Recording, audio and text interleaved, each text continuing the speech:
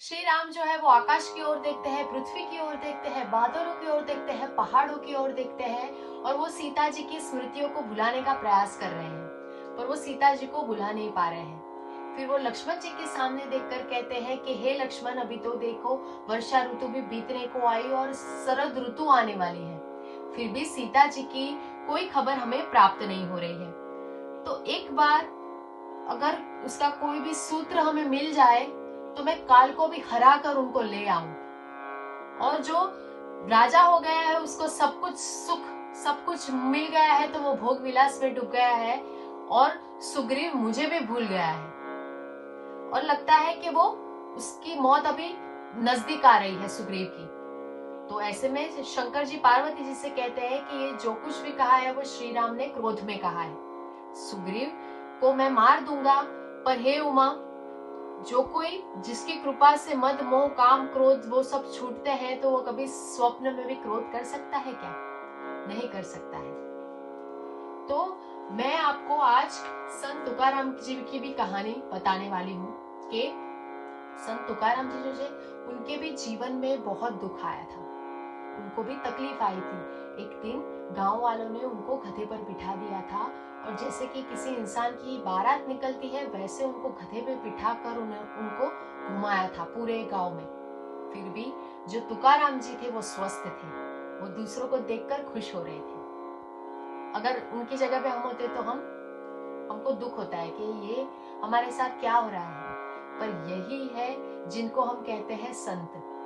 संत के मन में इस तरह का कोई भी भाव नहीं होता है, उसको होता है कि जो भी हो रहा है वो अच्छे के लिए हो रहा है, अगर ये सब कुछ मेरे साथ हो रहा है तो उसमें भी परमात्मा की कोई इच्छा होगी। तो ये एक लक्षण है संत पुरुष का। तो उनको ये सब कुछ विचार आता ही नहीं है, और ये जो दुष्ट है वो दुष्टता की जो एक बार वो हद पार कर लेते हैं, तो तुकाराम जी की पत्नी भी कहते हैं कि उनको लोग कहते हैं कि देखिए देखिए तुम्हारे पति की बारात निकली है, उनको हम गधे पे बिठा रहे हैं और गांव गांव घुमा रहे हैं।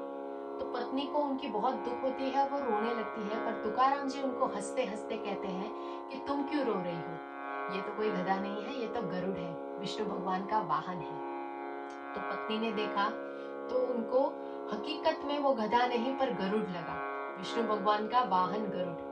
तो प्रसन्न होकर तुकाराम जी की पत्नी ने गरुड़ को पुष्प माला पहनाई।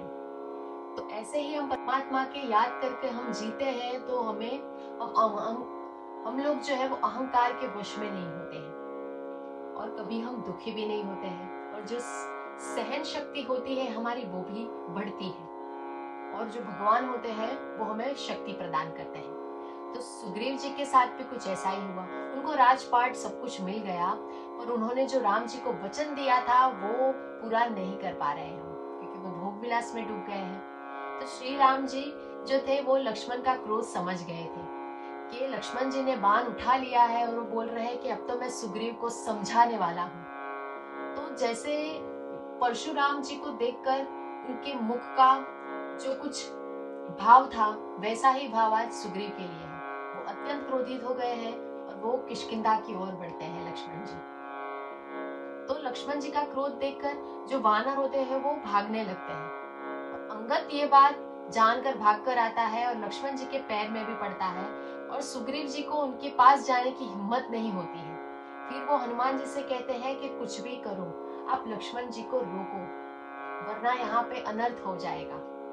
तो हनुमान जी उनकी मधुर वाणी और रीत भात से लक्ष्मण जी को शांत करते हैं और महल की ओर जाने के लिए रोकते हैं। फिर सुग्रीव जी दौड़कर उनके पैरों में पड़ते हैं और उनको उनके बड़े भाई के शब्द याद करके लक्ष्मण जी जो है वो सुग्रीव के अपराध को भूल जाते हैं और उनको गले लगाते हैं। फिर जो सुग्रीव होते हैं वो राम जी के पास आते हैं और राम जी के चरण में वो नतमस्तक हो जाते हैं। फिर उनको उनकी भूल का आभास होता है कि ये मैंने क्या गलती कर दी, मैंने तो भगवान को वचन दिया था, पर जिस भगवान से ही मुझे ये सब भोग विलास की प्राप्ति हुई है मैं उस भगवान को ही भूल गया और मेरे अंदर मोह उत्पन्न हो गया।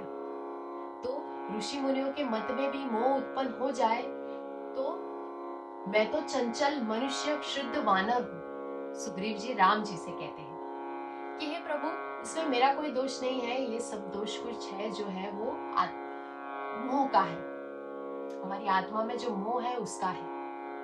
पर माया अति प्रबल है, वो मानवी की भूल को भूल में डाल देती है, और फिर अगर आपकी दया हो तो ही इस माया जाल से हम छूट सकते हैं, वरना हम नहीं छूट सकते। अतिशय प्रबल देवतम माया, छूट ही राम करहु जो दाया।